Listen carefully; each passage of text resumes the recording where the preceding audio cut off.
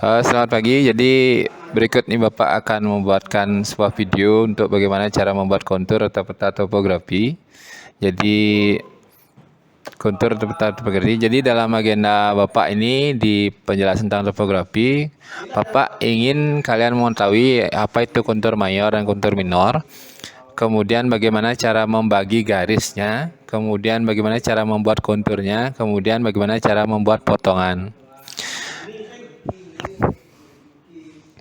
Nah, kemudian yang ingin Pak sampaikan terlebih dahulu adalah bagaimana kalian memahami tentang fungsi daripada peta topografi. Jadi kalau fungsinya dengan garis-garis kontur yang ada di permukaan peta, kamu bisa melihat perbedaan ketinggian permukaan dan juga kontur tanah di suatu wilayah.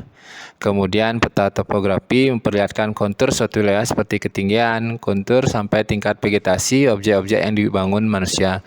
Peta topografi ini biasa juga menjadi alat navigasi untuk informasi tentang lokasi, jarak, tentang permukiman. Peta topografi bisa menjadi pedoman saat merencanakan tata guna lahan, pembangunan, dan sebagainya. Peta memiliki juga karakteristik khusus, kemungkinan tidak dimengerti orang awam, sehingga peta ini memiliki satu hanya dapat dimanfaatkan untuk kepentingan militer, memberikan informasi tentang unsur-unsur yang menguntungkan di saat bertempur.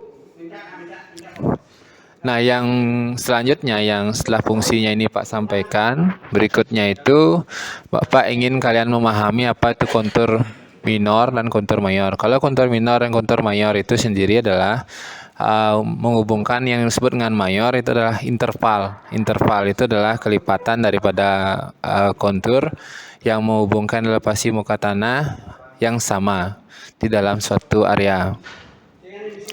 Jadi kalau misalkan mayor itu biasanya kelipatan 5, 10 dan seterusnya. Kalau minor biasanya 1, 2 itu yang nanti sesuai dengan kelipatannya. Kalau misalkan mayornya 5 berarti minornya harus 1.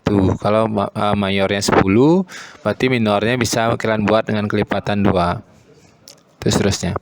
Nah, selanjutnya kita akan belajar tentang membagi garis.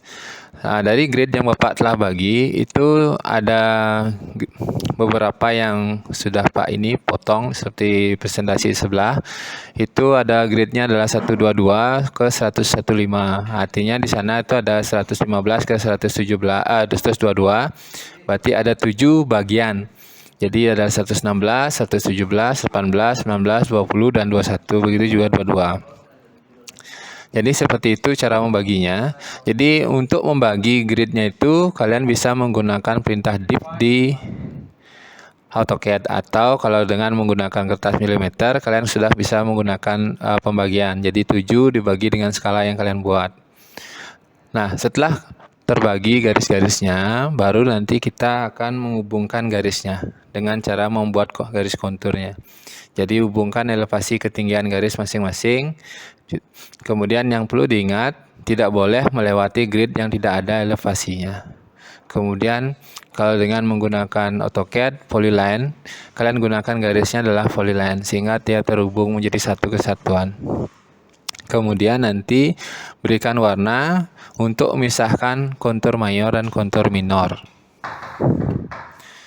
Kemudian setelah membuat konturnya jadi seperti gambar sebelah, kalian tempatkan satu garis potong. Satu garis potong itu adalah untuk memperlihatkan bentuk daripada permukaan tanah yang di lokasi pemotongan tersebut.